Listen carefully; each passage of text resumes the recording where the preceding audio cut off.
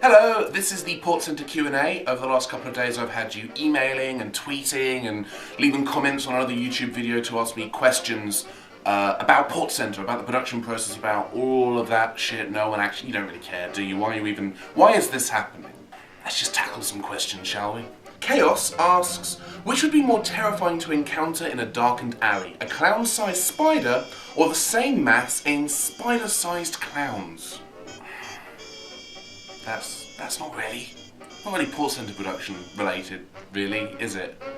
I can't answer that question because both are equally terrifying. The idea of either a giant spider or just a horde of teeny tiny... I can't think about that. That would keep me up at night. I would die of fright just from having spent more than 2 minutes considering either of those possibilities. Schmennen Pie says, "Hi Ben, I've been looking for a decently good mic to record with that isn't crazily expensive.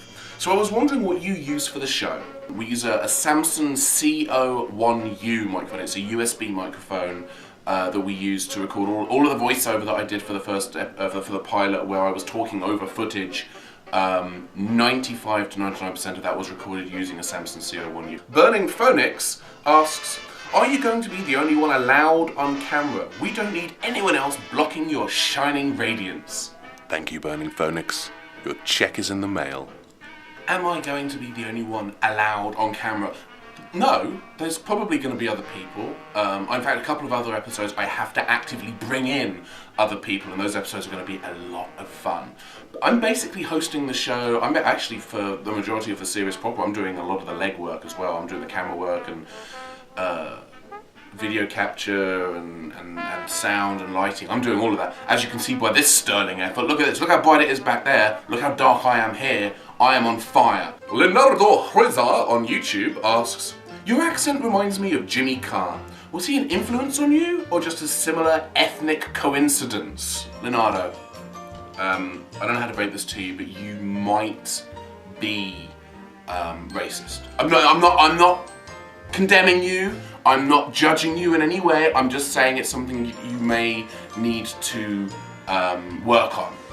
I wouldn't say he was an inspiration or an influence in any way. I think we'd probably just have a similar sort of speech thing. Shane Lewis, who is at ReresTV on Twitter, and he's actually on YouTube as well. He's got a fantastic series over on ReresTV. I really recommend you check it out because he's doing some great stuff over there. Shane Lewis asks, "Who owns the Dalek in the back of the first episode behind the couch?" That's my Dalek. That's me. I own that. My mum got me that for my birthday in 2008. It is a 12-inch remote control black Dalek. I moved house at the end of November, and unfortunately he got damaged. His eye stalk snapped and his ear lights are missing.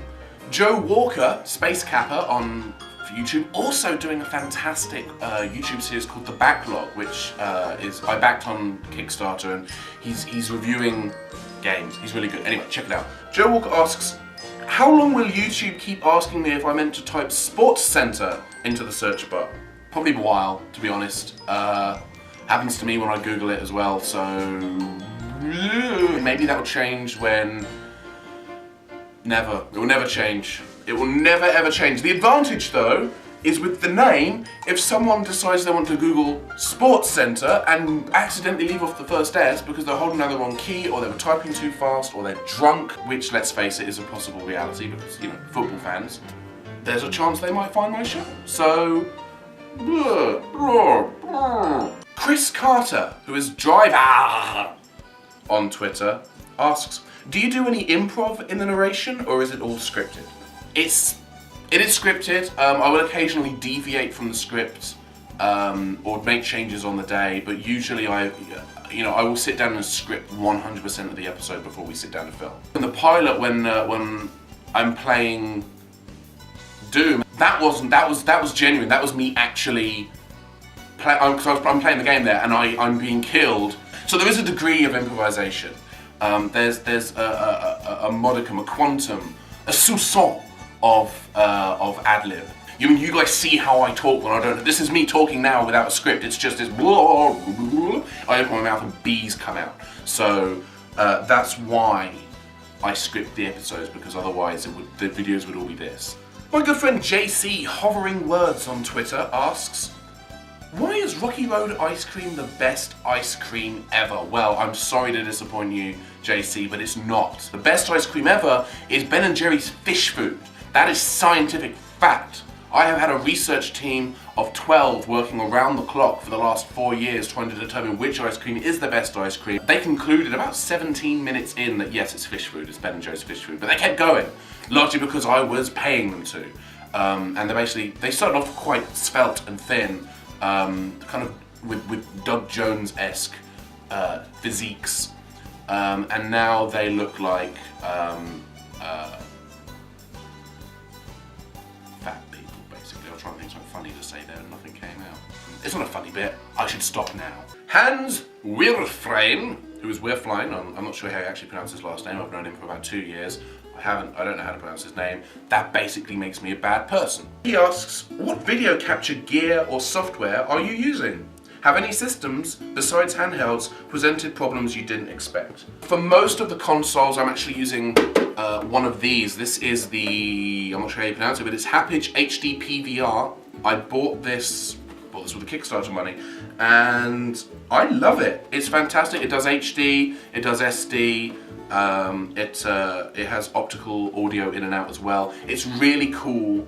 That's a weird way of saying cool. It's really cool for capturing the video footage. It's really good for capturing footage from most consoles. The biggest problem I've had with this is it's not very friendly with older consoles. The PlayStation, the Super Nintendo, the N64, this and the software that comes with it has serious problems capturing the video. So I had to buy 2 capturing solutions. I bought this, and I bought an SD solution, which is basically just a USB thing that plugs into the computer and just has those, you know, the main composite sockets. And that I will be using for the Nintendo, the Super Nintendo, the Amiga. That's what that is for. Yes, there have been difficulties, there have been some pitfalls with the capturing, but we're basically set. The only problem we have at the moment is we have no way of capturing the Dreamcast. The Dreamcast only has an aerial out. There is a VGA box, but I didn't know about this when I put the budget together. I didn't know the Dreamcast only had aerial out, so that's kind of screwed me up a bit because I don't have the funds anymore to go out and just buy that box. So I don't know what I'm going to do about Dreamcast footage. I might have to filter some of the footage. I don't know. So we'll figure that out. I'll cross that bridge when I come to it. Paul Harvey emailed me to say, what game not on your list would the teenage version of yourself wish you were reviewing? There's some obvious stuff that I'd considered doing, like the Super Mario Advance games, which are obviously ports of various other Mario games mostly from the Super Nintendo. I assume everyone who knows about Super Mario Brothers already knows about the ports and all the changes that happened between Super Mario World on the original Super Nintendo release, and then the All-Stars release, and then the Game Boy Advance release. There's stuff like that. Super Mario 64 DS. That's all fairly common knowledge, and I'm really more interested in talking about ports that people aren't necessarily as familiar with, like the PlayStation 1 port, Doom. The pilot exists, and basically PORTSCENTER exists because I was talking to someone about the PlayStation version of Doom, and they'd never played it. I discovered a lot of people had never played it. So that's basically why I started filming. That's why PORTSCENTER exists, is because I wanted to talk about a port that I didn't think people really knew about. My good friend Puka asks, why is your Christmas tree so humongous? I don't think it's that big. Because this is America. I'm in America. I live in LA. Everything's bigger here. You should see the size of a small soda at McDonald's. I'm not even kidding. That is it. That is it. Thank you for everyone who submitted questions. If I didn't answer your question, it's because I don't like you.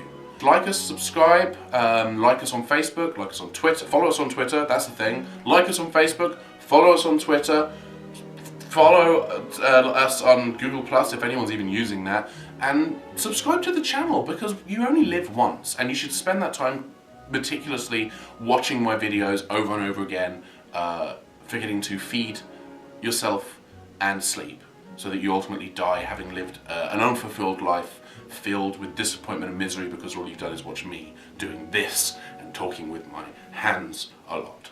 I'm going to go away now. I'm done. You are sick of the sight of me, I can already tell, through the internet. So, goodbye.